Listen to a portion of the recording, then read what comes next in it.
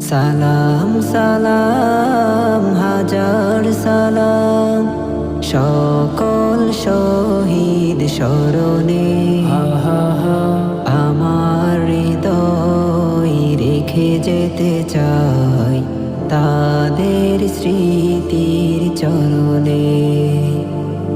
সালাম সালাম হাজার সালাম সকল শহীদ স্মরণে আমার হৃদয় রেখে যেতে চাই তাদের স্মৃতির চরণে। সালাম সালাম হাজার সালাম মায়ের ভাষায় কথা বলাতে স্বাধীন আশায় পথ চলা